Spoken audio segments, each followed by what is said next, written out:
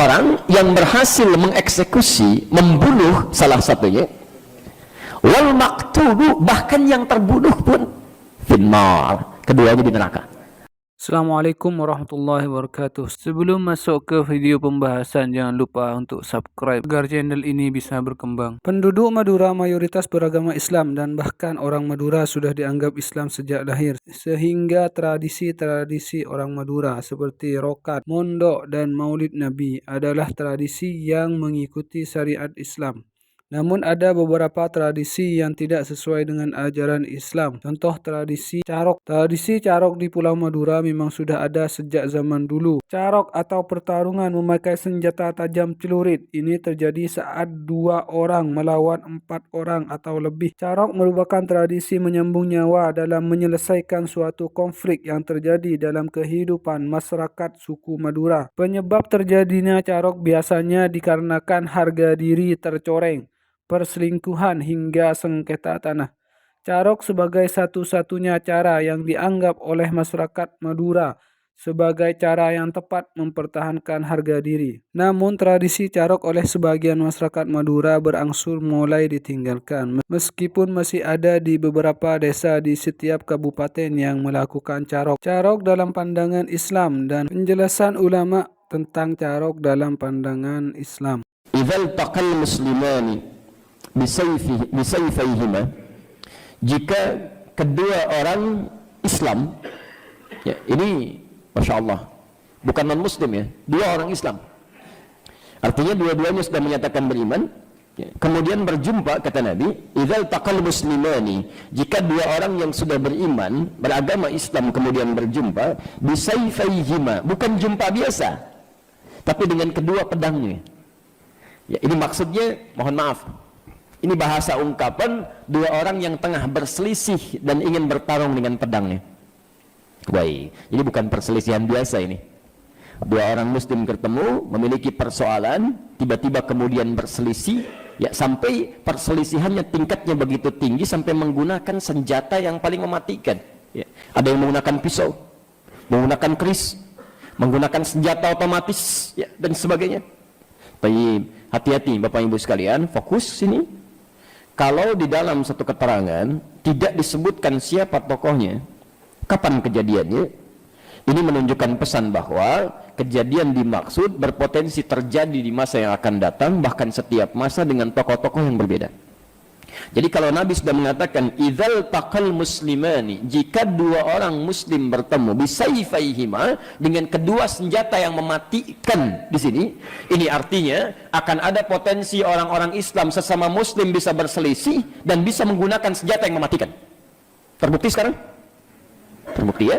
Oh, hati-hati ya. Nanti kita akan gali penyebabnya apa. Ya, kita akan gali penyebabnya apa. Tapi poinnya di sini, oh, hati-hati. Maka orang yang berhasil mengeksekusi, yang membunuh, wal maktulu, bahkan yang dieksekusi pun, yang dibunuh pun, ya, finnari, keduanya berada dalam neraka. Allahu Akbar. Qultu, saya kemudian bertanya. Yang bertanya tadi Abi Bakrah, ya, Abi Bakrah yang menyampaikan hadis ini. Bapak Ibu sekalian, yang terbayang apa dalam benak kita tuh kalau 2 orang berselisih mau saling bunuh gitu kan? Yang membunuh jelas, ya, berhasil dia kan membunuh, kata Nabi tempatnya di neraka. Ternyata yang terbunuh pun tempatnya di neraka. Kira-kira yang terbayang di benak kita itu kalau mendengar keterangan tadi, yang terbayang apa?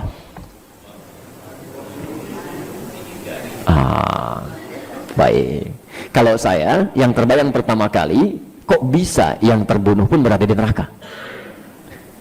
Kalau yang membunuh jelas gitu kan, jelas dia menggunakan alatnya, senjatanya untuk melukai orang lain, ya? Dan dia gunakan itu untuk membunuh, jelas tempatnya di neraka. Tapi bagaimana dengan orang yang terbunuh ini? Kenapa ditempatkan juga di neraka? Apa salah dia? Baik, tidak usah ngarang, kita kembalikan ke hadisnya. Baik, ya? Bismillah. Bapak tidak semangat hari ini, ya? Kita kembalikan hadisnya. Qultu, saya kemudian bertanya, kata Al-Harith Al-Thaqafi, ya Rasulullah, wahai Rasulullah, saya ulang, wahai Rasulullah, hadzal qatil, Ini memang yang bunuh, jelas tempatnya di neraka. Hadzal qatil, ya. Fama balul maqtul. Ya. Maka bagaimana dengan yang terbunuh, kok tempatnya di neraka juga? Sama tuh ya dengan gambaran kita tadi. Ya Rasulullah, kalau yang ini pembunuh jelas di neraka, tapi kok kenapa yang dibunuh pun harus mendapatkan neraka juga? Apa jawaban Nabi sallallahu alaihi wasallam? Ya, beliau menyampaikan, innahu kana harisan ala qatli sahibi. Innahu, awas pakai inna tuh. Masih ingat rumus tadi di awal? Innahu, sungguh, jangan main-main ya. Tegaskan, tanamkan pada dirimu. Innahu, orang yang terbunuh ini pun kana harisan ala qatli sahibi. Sungguh dia pun punya motivasi yang kuat untuk membunuh saudaranya tadi. Jadi kalau dia pun tidak terbunuh, niscaya dia pun akan membunuhnya juga. Baik, niscaya dia pun akan membunuhnya juga. Jadi ternyata yang dihukumi di dalam hadis ini itu bukan berhukum kepada proses pembunuhannya, tapi pada keinginan kuat, niat yang melekat pada dirinya. Hadis ini ingin menyampaikan pesan bahwa setiap amalan kita, kaidah umumnya akan selalu dinilai oleh Allah kepada niatnya, bukan bergantung pada pekerjaan yang dia lakukan pada saat itu. Jelas sampai sini? Fal qatil wal maqtul finnar. Wah, hati-hati ya. Fal qatil, maka orang yang berhasil mengeksekusi, membunuh salah satunya, wal maqtulu, bahkan yang terbunuh pun finnar, keduanya di neraka.